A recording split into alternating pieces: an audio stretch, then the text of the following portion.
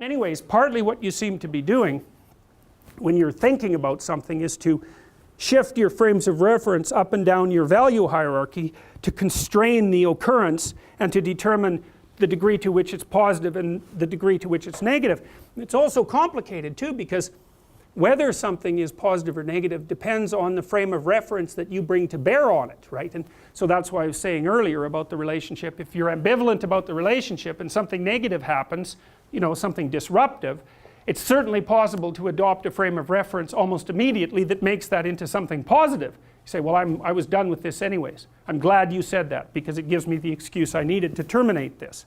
And so it's a very strange thing that you can shift the emotional valence of almost anything, by shifting your frame of reference. There are boundaries. You can teach animals pleasure to electric shocks, painful electric shocks, if you pair them reliably with the provision of something intensely rewarding, cocaine for example, or hypothalamic stimulation. They can learn to associate pain with something good and respond positively to it, to work for it.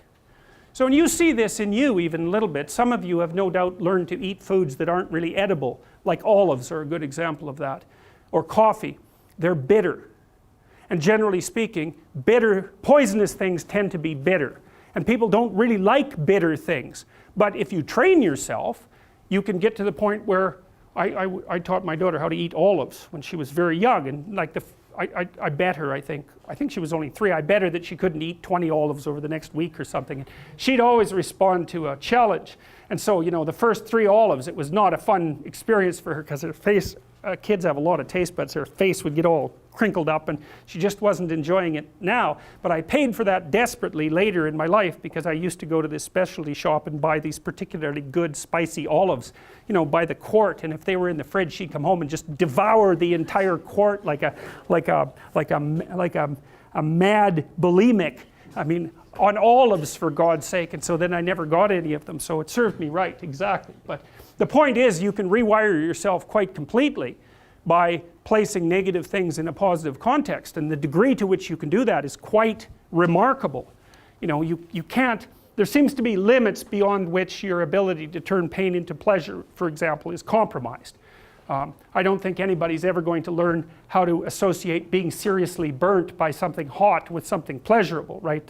And I don't know how the systems exactly adjust themselves so that there are limits to, you know, how you can transform an emotional stimulus, because you can transform them quite remarkably, but obviously there's some boundaries that we don't understand very well.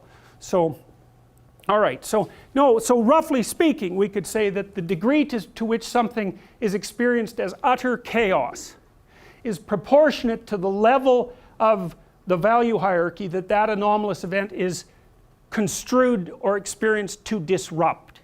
And you really see this happening in people who are depressed.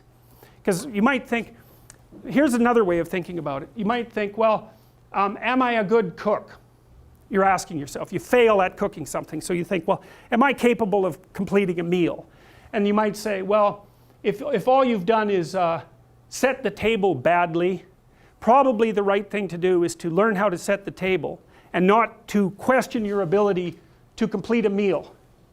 So then you might say, okay, well, when should you move up one level of abstraction? We might say, well, imagine there's 5 things that you need to do at this level in order to successfully complete that level. So you have to cut vegetables, you have to set the table, you have to do the dishes in order to complete a meal.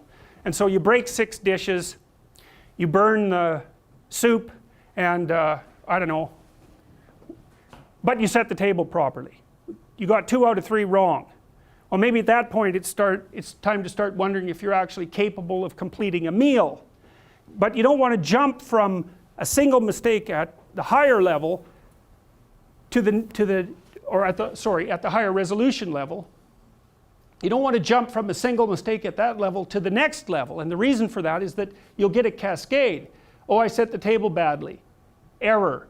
That means I can't complete a meal. Error. That means I can't take care of my family. Error. That means I'm not a good parent. Error. That means I'm not a good person. That's what happens to depressed people. And I think what happens is their serotonin levels fall, right? They fall like serotonin levels fall if you're brought down a dominance hierarchy. Now we already know that if you live at the bottom of the dominance hierarchy, you live where it's dangerous. And the reason for that is everything around you is already not good and you don't have a lot of social support. So you're sort of clinging desperately to the underside of life. And what that means is you probably can't even afford a single mistake. Your serotonin levels fall, and that allows error signals to propagate up the value system so that every little thing becomes a catastrophe. Now that in itself is a catastrophe, because if you're living at the bottom of the dominance hierarchy and you're already super stressed, the additional stress that you're likely to experience as a consequence of an additional error is going to be maybe push you over the limits. But the thing is that it is dangerous there. Now what seems to happen to people who are depressed is that their serotonin levels fall, roughly speaking, as if they've plummeted down a dominance hierarchy without actually having plummeted down it. So they're still competent, capable, ensconced in their relatively productive environment, but they're reacting as if every little thing has become a catastrophe. And so partly what happens is if you provide people with serotonin reuptake inhibitors is that the propagation of negative emotion across these levels of value hierarchy seems to be reduced. So maybe then if it takes 2 errors at this level to trigger off an error message at that level, well, you're in a lot better shape, right? It's like a definition of resilience. So now you can also do that with people cognitively to some degree, you know, because maybe somebody will come to you in therapy and say, I had a bad day at work, my boss hates me, I'm going to lose my job, and then my marriage is going to dissolve. And so you walk them through it at a micro level. Okay, what exactly happened to you at work? And then they lay out the specific story. You say, well, what are the multiple ways that might be interpreted?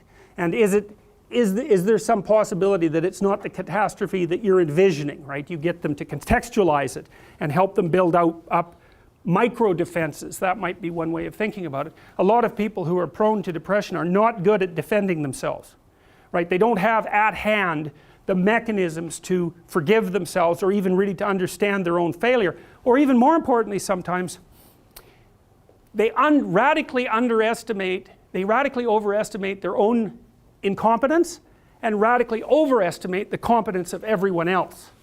And so that's also another reason why it's sometimes useful for people to seek therapy, because they'll come in and say, well, I'm anxious and nervous and you know I have this amount of negative emotion and I make these sorts of mistakes, and you listen and you think, yeah, so does everybody else. That's par for the course. But they're so isolated and so afraid of the things that have been happening to them and so unwilling to expose themselves to social evaluation that they never really communicate with anyone else and find out that the level of misery that characterizes their existence is pretty much normal and average. And so just helping people learn that can often be of tremendous advantage to them, because the real issue isn't precisely whether or not you're a good person. That's an absolute idea, right? You could say, well, are you a good person compared to the absolute ideal? And the answer to that is no.